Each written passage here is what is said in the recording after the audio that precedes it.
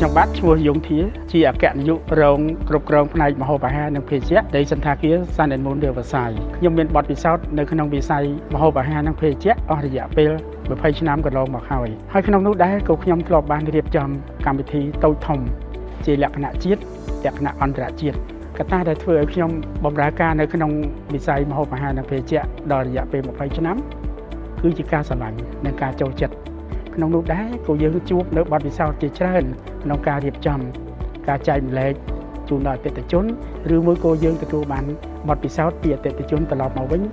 ដែលជាការរៀនសូត្រសម្រាប់ខ្លួនយើងផ្ទាល់ដែរការកែច្នៃមុខម្ហូបទៅលើការរៀបចំកម្មវិធីផ្សេងៗអញ្ចឹងគឺជាការតម្រូវទៅតាមក្តីសម័យរបស់ភ្ញៀវដែលភ្ញៀវដែលគាត់ចង់បានការដែលចង់បានគឺយើងអាចជជែកគ្នាដោយផ្ទាល់ពីអ្វីដែលជាគោលបំណងពីអ្វីដែលជាតម្រូវការ Sun and Moon Riverside Hotel មានទីតាំងល្អនិងមានទីធ្លាចំណតធំទូលាយ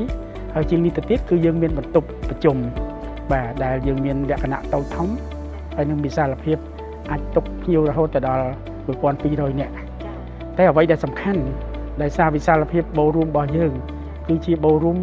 ដែលគេហៅថាសម័យថ្មីគឺមានបំពាក់ទៅដោយគ្រឿងបរិក្ខារទំនើបជាពិសេសគឺយើងមាន Smart Lighting Laser Light យើងអាច convert ទៅជា Disco Room ផ្សេងបាទហ្នឹងហើយដែលជាកត្តាជំរុញឲ្យភ្ញៀវមានភាពជឿជាក់ទៅលើទីតាំងរបស់យើងបាទហើយអ្វីដែលសំខាន់គឺយើងមានផ្ទាំង LED Mobile LED ហើយនឹង Stage ដែលយើងអាចបិទបើកបានគឺយើងប្រើអូតូហើយជាងនេះទៅទៀតគឺដោយសារតែយើងមាន Cargo Lift តែមានភាពងាយស្រួលក្នុងការដឹកជញ្ជូនអីវ៉ាន់ធុនធំឬមួយក៏យើងដឹកជញ្ជូនរថយន្តផ្សេងៗចូលមកក្នុងកម្មវិធីនឹងបានដោយសារតែការជឿជាក់ទៅលើសមត្ថភាពរបស់បុគ្គលិកដែលគាត់មានជំនាញនិងអាជីពពិតប្រាកដក្នុងការរៀបចំកម្មវិធីផ្សេងៗព្រោះយើងដឹងហើយថាជាធម្មតាការធ្វើ event គឺមានភាពខុសគ្នាក្នុងការរៀបចំអញ្ចឹងរាល់កិច្ចការផ្សេងៗគឺបុគ្គលិកទាំងអស់គឺគាត់យល់សម្រាប់ខ្ញុំចង់ផ្ដាំផ្ញើទៅអ្នកដែលជំនាន់ក្រោយក្នុងការដែលទទួលការរៀបចំកម្មវិធីផ្សេងៗឬក៏ក្នុងការគ្រប់គ្រងផ្នែកម្ហូបអាហារនិងភេសជ្ជៈកត្តាធំបំផុតគឺចំណេះដឹង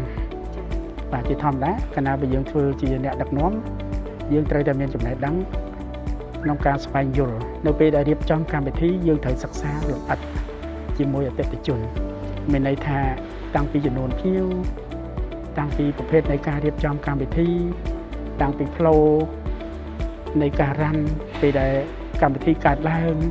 ហើយទី2គឺការលើកទឹកចិត្តទៅលើបុគ្គលិកដែរបាទគឺជាកត្តាដែលសំខាន់ពីព្រោះជាធម្មតាការងារដែលជោគជ័យគឺដោយសារតែ team ដែលគាត់ support ការងាររបស់យើងកាលណា team មាន passion ខ្ពស់ team មាន motivation អញ្ចឹងគឺជាកត្តាជំរុញឲ្យយើងជោគជ័យទៅលើផ្នែកហ្នឹង